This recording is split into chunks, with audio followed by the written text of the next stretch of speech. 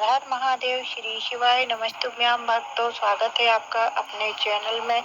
और आज हम आपके सामने एक छोटा सा वीडियो लेकर आए हैं कि सहस्त्र बत्ती, 365 बत्ती, 108 बत्ती, लंबी बत्ती का दीप कब लगाना है, कैसे लगाना चाहिए और इसको लगाने से क्या पुण्य मिलता है। सुनिए, गुरु जी की कथा से सुनकर आपको बहुत अच्छे से बताएंगे बत्ती कैसे बना सकते हैं आप, 365 बत्ती, 108 बत्ती। तो हम आपको दिखाते हैं, वीडियो पूरा अंत तक देखिएगा। एक एक चीज बारीकी से बहुत अच्छे से दिखाएंगे, बताएंगे कि आप एक कैसे बत्ती बना सकते हैं। और देखिए, सबसे पहले आपको लेना है कलावा या मौली धागा या कच्चा धागा, आपके पास जो भी अवेलेबल है आप वो ले लीजिए, ठीक है। और उसके हिसाब से आप बना लीजिए। पहले तो आप दोनों की तार गिन लीजिए कि आपके मौली धागा में कितनी बत्ती बनी हुई है, क्योंकि कभी अलग अलग होता है। कहीं मेरे यहाँ मौली धागा में जो होती हैं 11 तार की एक बत्ती है, तो मैं अलग अलग करके इनको पहले गिन ली हूँ कि इसमें कितनी बत्ती हैं, और उसके हिसाब से हमें फिर मल्टीप्लाई कर लेना है कि हमको कितनी बत्ती बनानी है। 108 बत्ती में हमें कितनी बार मल्टीप्लाई करना है, और सहस्त्रावली बत्ती बनाने के लिए, 365 बत्ती बनाने के लिए हमें कितनी बार मल्टीप्लाई करके, आप ऐसे अपने हाथ में कम से कम 4 अंगुल की ही हमें बत्ती लेना है। ज़्यादा छोटी बत्ती हमें नहीं बनाना चाहिए, क्योंकि थोड़ी लंबी बत्ती रहती है, और 4 अंगुल से लंबी ही बत्ती बहुत अच्छी शुभ मानी जाती है। तो आप इस तरीके से मल्टीप्लाई कर लीजिए, और फिर आप उसको पहले आप गिन लीजिएगा कि आपकी जो मौली धागा है या कच्चा धागा है उसमें कितनी तार हैं।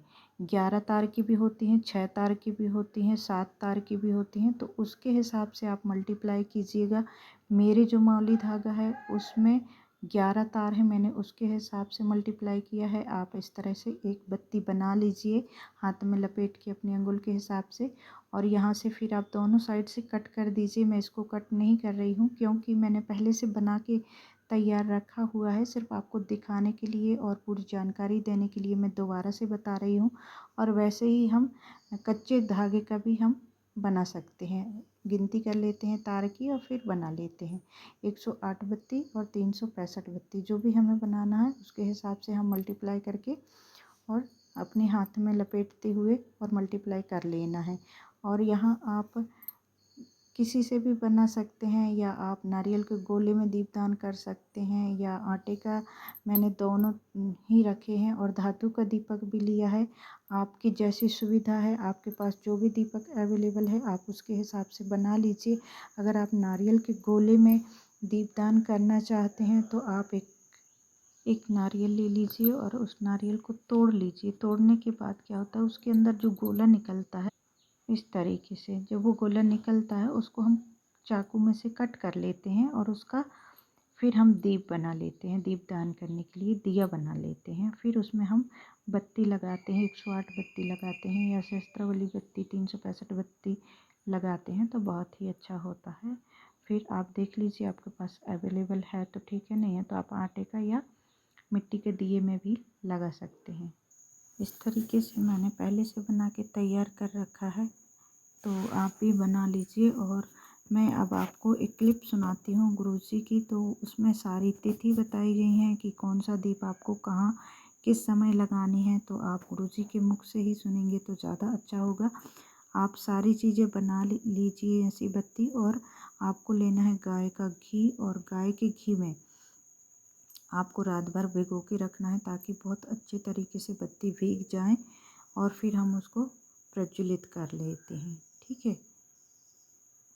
प्रज्वलित करने के लिए हमें दीप प्रज्वलित कर लेते हैं। आटे का दीप भी हम लगाते हैं अष्टमी पंचमी को, और हम जो 365 दिन किसी दिन हमारे चूक जाते हैं ना, तो हम नहीं लगा पाते हैं, तो उसके लिए हमें ये 365 या 108 बत्ती का दीपदान करना बहुत ही शुभ होता है। और हम यहाँ पे लिए हैं हाथ में एक थोड़ा सा कपूर, और उस कपूर को हम सभी बत्तियों में थोड़ा थोड़ा लगा देते हैं ताकि हमारी बत्ती बहुत जल्दी प्रज्वलित हो जाती हैं और कपूर का भी हमें जलाने के लिए बहुत अच्छा होता है और इससे हमारे दीप बहुत जल्दी प्रज्वलित हो जाते हैं, आग पकड़ लेते हैं और ऐसे हम सभी बत्तियों को जला देते हैं। ठीक है, और अब हम इनको किस स्थान पे रखना है, कहाँ रखना है, वो ले जाके हम अभी रखेंगे। और ये 365 बत्ती जो बनाने का नियम होता है, ये इसीलिए होता है कि अगर हम पूरे साल, तो ऐसा नहीं है ना कि हम पूरे साल दीपदान कर सकें, तो हम पूरा साल दीपदान नहीं कर सकते हैं, तो हम एक बार 365 बत्ती या 108 बत्ती बना के हम और दीपदान कर लेते हैं, तो हमें पूरे साल का पुण्य फल मिल जाता है। इसीलिए हम 365 बत्ती का, ये 108 बत्ती का दीपदान करते हैं, है ना। और आप लक्ष्मी की कामना के लिए कर रहे हैं तो आपके पास मौली धागा है तो मौली धागे से बना लीजिए, या फिर आपके पास कच्चा सूत है तो आप कच्चे सूत से भी इसको तैयार कर सकते हैं और प्रज्वलित कर सकते हैं। मैं आपको गुरुदेव की एक क्लिप सुनाती हूँ जिसमें हमें गुरुदेव ने बताया है कि हमें किस दीप को लगाने से क्या फल मिलता है और कौन सा दीप हमें कहाँ लगाना चाहिए। बनाती रहती 100 बत्ती 108 बत्ती 108 बत्ती बनाकर भगवान के सामने, उसका क्या प्रमाण है? कौन से पुराण में लिखा है कि 108 और सहस्त्रावली बत्ती लगाई जाए? तो स्कंद पुराण में कार्तिक खंड के अंदर स्पष्ट किया गया, सहस्त्रावली बत्ती 108 लंबी बत्तियों का जो प्रमाण है वो कहते हैं कि जिस व्यक्ति ने किसी तीर्थ को ना करा, पूरे तीर्थ नहीं गए हो, सारे तीर्थों में स्नान नहीं करा हो, किसी तीर्थ में दर्शन करने से वंचित रह गए हो, तो 108 बत्ती की एक बत्ती बनाकर किसी नारायण के मंदिर में, शिव मंदिर में, देवी के मंदिर नहीं, केवल देवता के मंदिर में अगर उसको घी में भिगोकर प्रज्वलित कर दिया जाता है तो सारे तीर्थों के दर्शन का फल उस जीव को प्राप्त हो जाता है। उसको सहस्त्रावली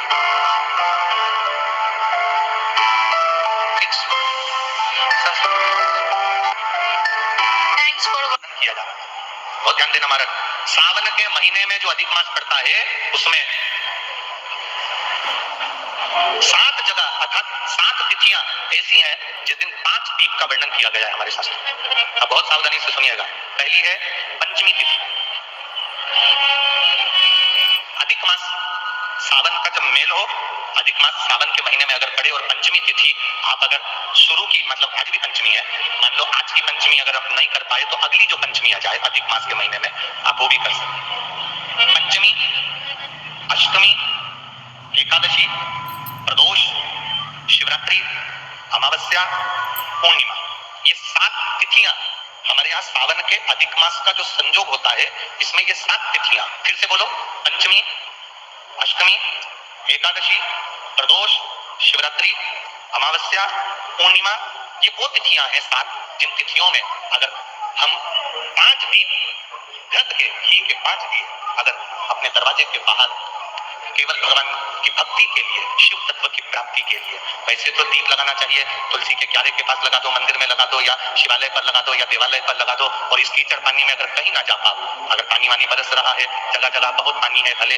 इधर क्षेत्र में इतना ना दिख रहा हो पर अन्य क्षेत्रों में बहुत पानी है, तो कोई ना जा पाए तो भगवान का स्मरण कर उन दीप को भगवान के सामने प्रज्वलित कर 5 दिए इन तिथियों में, पंचमी, अष्टमी, एकादशी, प्रदोष, शिवरात्रि, अमावस्या और पूर्णिमा, जो सावन के महीने में अधिक मास पड़ता है, उसमें ये 7 तिथियों पर जो 5 दीप भगवान के सामने प्रज्वलित कर अपने दरवाजे के पास में बाहर की ओर रख देता है, उसके घर में कभी रोग, बीमारी और लक्ष्मी की कोई कमती नहीं होती, उसका जीवन साफ होता है। पर सावन के महीने में अधिक मास के संजोग पर होता है।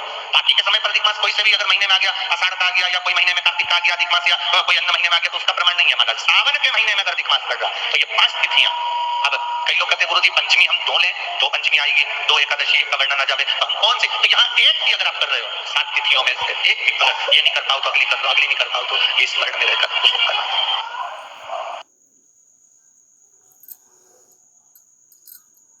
द्वारा सुन ही लिया कि हमें कितने दीप और किस स्थान पे, किस तिथि पे लगाना है, सारा कुछ गुरुजी ने बताया है अभी, तो आप नोट कर